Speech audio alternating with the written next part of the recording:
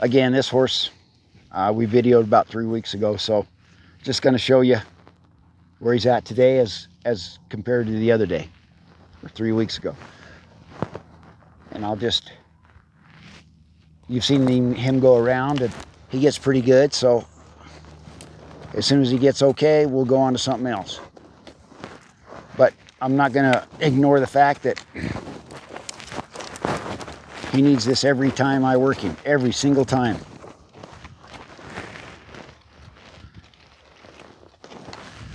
And again, I'm working him off the snaffle bit as opposed to the halter. And the faster I can do that on a horse, the better, because it just takes less time. If I'm out doing something with somebody, then I can kind of get this taken care of in short order with my snaffle bit on, and it's just something that I want them to get a feel of. But it's a little different feel for these horses on this snaffle bit to do it, so it bears a lot of doing. And in the beginning, I just go slow so they can get a new feel, because it's pulling on the opposite side of his mouth with this bit, whereas the halter was a completely different feel. But he's working on it pretty good, so, and he has been. So again, I'm just looking for, I'm looking for softness and calmness. And he's pretty good.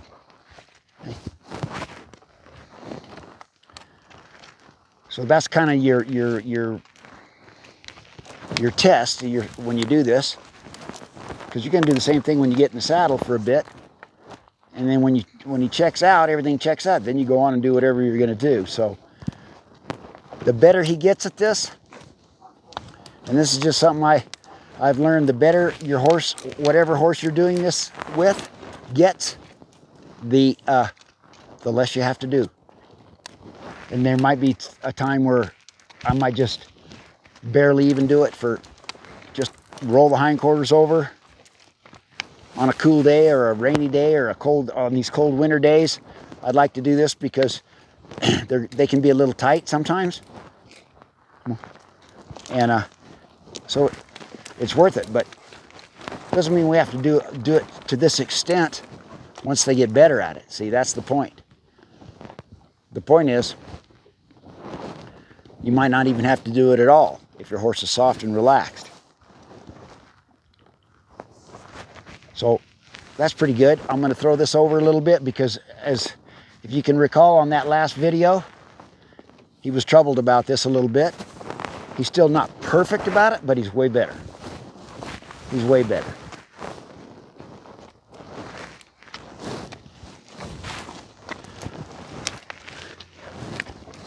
Okay, that's about as much as I'm going to do. See, if he checks out, that's good enough.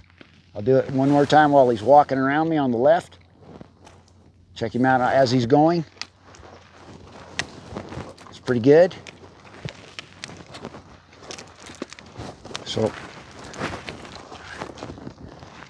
So this is the way I look at it. The way he just moved around there, the way he was feeling back to me, just his general expression and his demeanor tells me that he's good enough to get on. So you got to kind of use that judgment yourself if you want to do it this way and utilize it that way. Doesn't mean he won't get scared and do something that might catch him, but he's telling me he's good. Forward. There you go. There.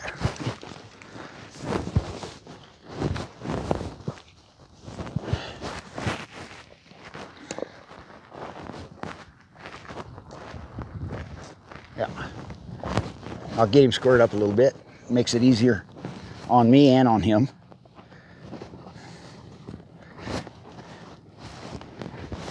There.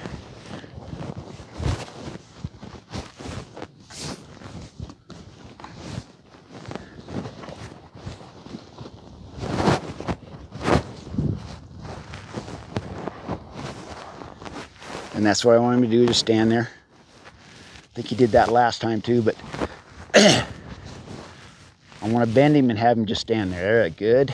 And like I say, I do it every day on him. So he's gotten into, you know, into expecting it. Doesn't mean he'll do it perfectly every time, but if he moved his feet, I just start again until he did it. That checks out. So I'm just going to move to the hindquarters, step him out. Good, that's good. He's pretty good there.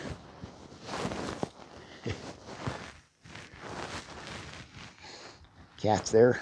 Good, that was good. So after I get that, and if that all checks out, which it did, I'm going to start him in a circle, just like on the other horse.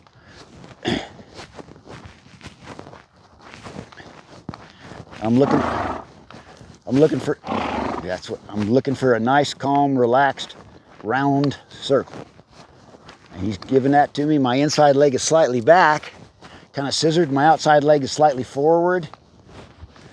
That's to help him kind of mold around there and get that roundness that I was talking about. And I keep his head on the circle with my direct rein, my inside rein, which would be the right rein. If I'm two-handing him here, I'll just, I leave him alone when he's good. So I'll find a good place as he's good to bend him and roll those hindquarters away and stop him. So I'll reach down. Good. Good enough. Go this way. Left leg is slightly back. My right leg is slightly forward to help him understand that's the way I want his body to shape up. I want him to round out. I want the left side of his rib cage there to be slightly concave, given to me, and it is. And it's according to how much arc I have in this circle. See, this is a pretty good circle, so I don't have to have much bend at all, but just enough bend to keep him on there. And then I'll reach down there to stop him. Good. Good. So I will just build on that. I'll just kind of build on this. This is a good, because he's pretty good about his front quarters. So I'm going to do, now that I got the hindquarters and I got that one rein stop kind of worked, I'm going to utilize those hindquarters now to help him push off and work that front end. So I'll get the hindquarters to disengage. I'll pause here for a second. I'll ask the front end to change my body position there and go on. That was good. I'll do it again a time or two more until I can get it to where he starts to make a little improvement. And then I'll do it to the other side. There's the hind. There's a little pause there. And I'm going to ask for the front to go to the right. Good. And I'll just change my arc. So I've got to change my leg position so he understands that, and I did. And he's following my feel, which is really good. My left leg's back, and I'm causing this little arc here. Hey, he's really nice. He wants to work on that circle. I don't have to hardly even touch him. When he just goes to trotting like that, well, I didn't ask him to trot. I just get him back. We're just doing it at a walk right now. I'll reach down, bend him, ask the hindquarters to step away. As they do, softly, I switch my position, and I ask for the front to walk around the hind. Good. And I'll resume the same circle for a few more times here. He's much better with his front end walking to the left than it is to the right. That's okay. He's pretty good on both, but he's really, really a lot better on his left side.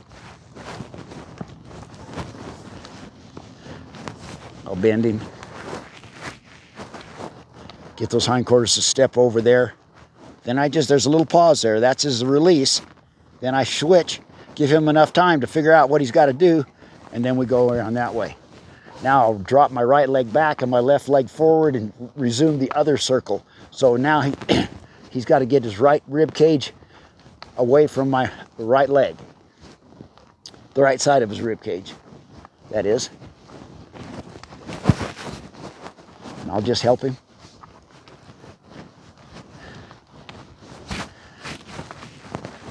I can ride this snaffle bit in one hand, but I ride it the same way I ride it in two hands. In other words, direct rein first and the supporting rein second. So if I'm using one hand and I got to bend him to the right, I lift up on that rein with my index finger. It's the same way as going here, like that. So I'm not changing the way this snaffle bit is designed to ride. I'm just riding it in one hand.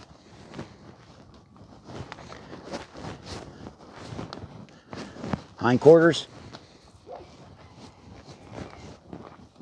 So I have to lift on this rein just a little bit, and I just take him around a little further on this side because he's not as good. Oh yeah, that was good there. And I'll release for that. I was looking for that right front foot to step out, and it did, and he come across.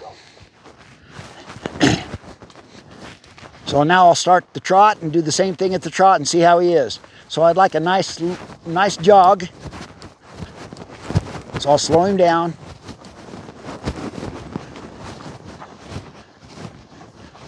There, that's kind of how fast I'm riding.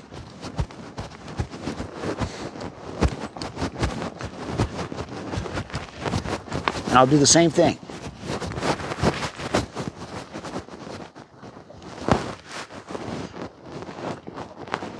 And I'll walk him out there, because I might have had to stop him that way.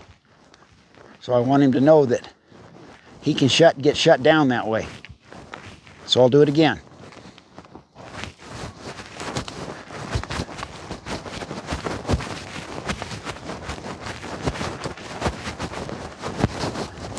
Down my rein, hindquarters.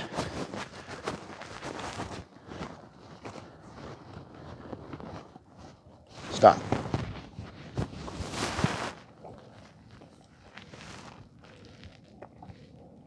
So I'll go the other way. I'm set up to go in this right circle here. Right leg back, left leg forward. We're getting to a little trot.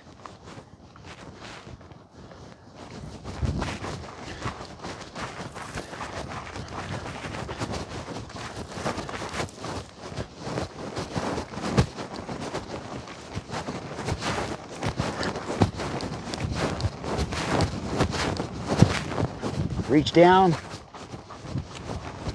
Ask those hindquarters to step over and let him get stopped. Good. The same thing, you just bend him around, bend him around, bend him around, pet him, rub him when he gets stopped. Let him know that's a good place to do it. It's a good place to be, just to be stopped, and he knows it.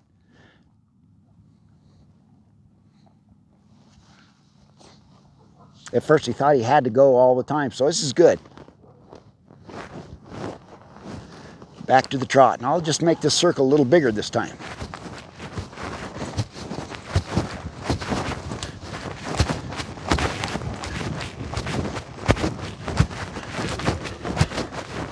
See, he's trotting a little faster than I want, so I'll just kind of slow him down. See if I can get him to trot a little slower. There, now that's nice.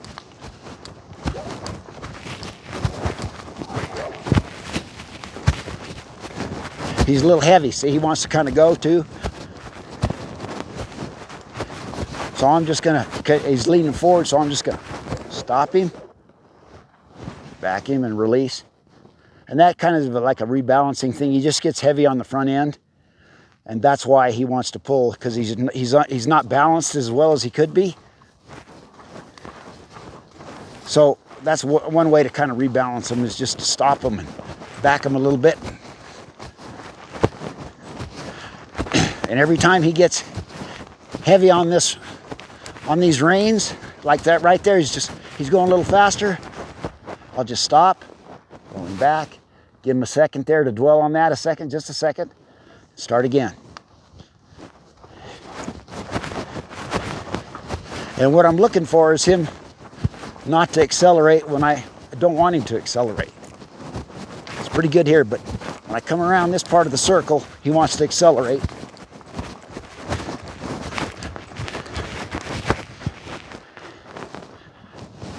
So I'll do it again.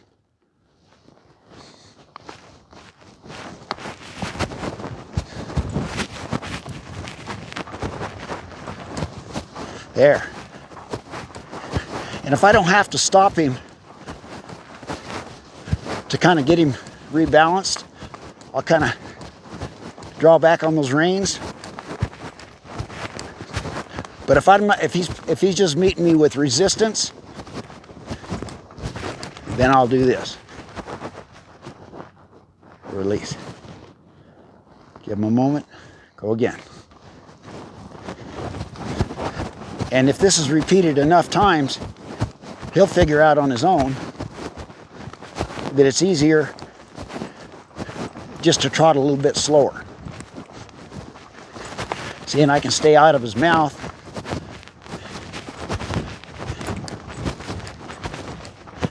And off those reins, because I'd like to be able to trot him like that completely on a loose rein all the way around the circle.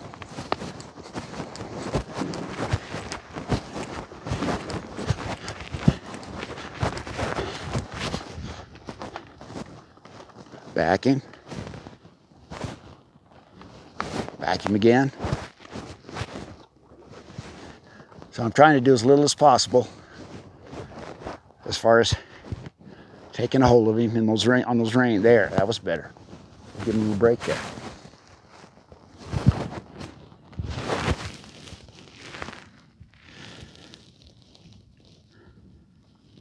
So that's the thing in the progression of what I like to do on these horses. Again, if he's pushing through my reins at a nice easy trot like that, there's a good chance, like 99%, that he'll do that even more so at the lope, at the canter. So the thing about it is, I can lope him around. I need to lope him around. All horses need to be loped, but I also know that most of my work to get him softer has to be done at the walk and at the trot.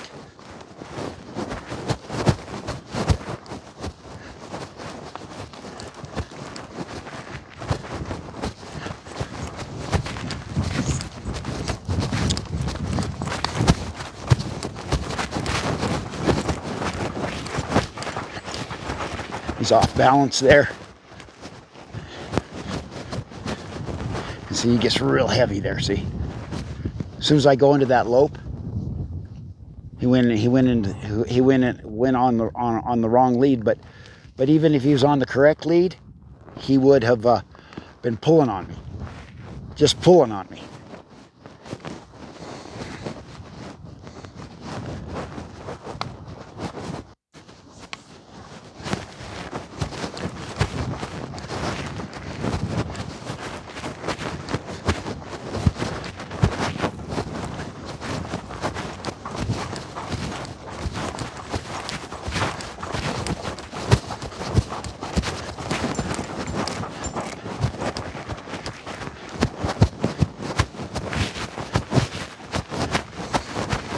So I'll come back down to the trot and try to soften him up here. See how heavy he's gotten? It's interesting. They'll come off that higher gate like that, and he's uncomfortable with the way it feels. And so when I come even back down to the trot to slow him down, he's just pushing real heavy on this snaffle bit.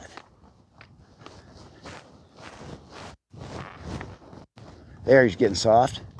See, if he can think his way through things, he gets softer. If he thinks he's got to hurry and go, he gets tense, and all the resistance comes back.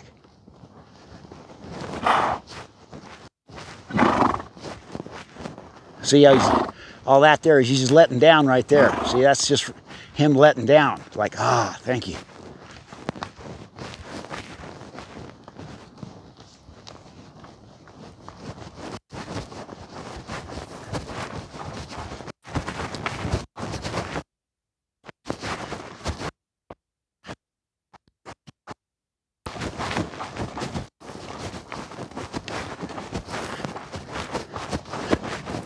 And all this stuff does really is help the horse learn to wait on me, wait on the rider.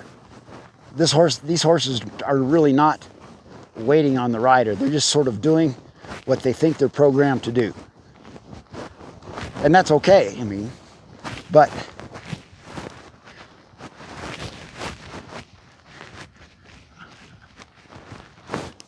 you know, what I like is have them to wait on you so that they're just saying, yeah, I'll lope, but whatever you want to do, if you need to stop, if you need to make a turn, if you need to slow back down to the trot, no problem, I'll do it. So, but with these horses, it's like they have to check back in with me, like, hey, just because we're loping, it doesn't mean you're on your own.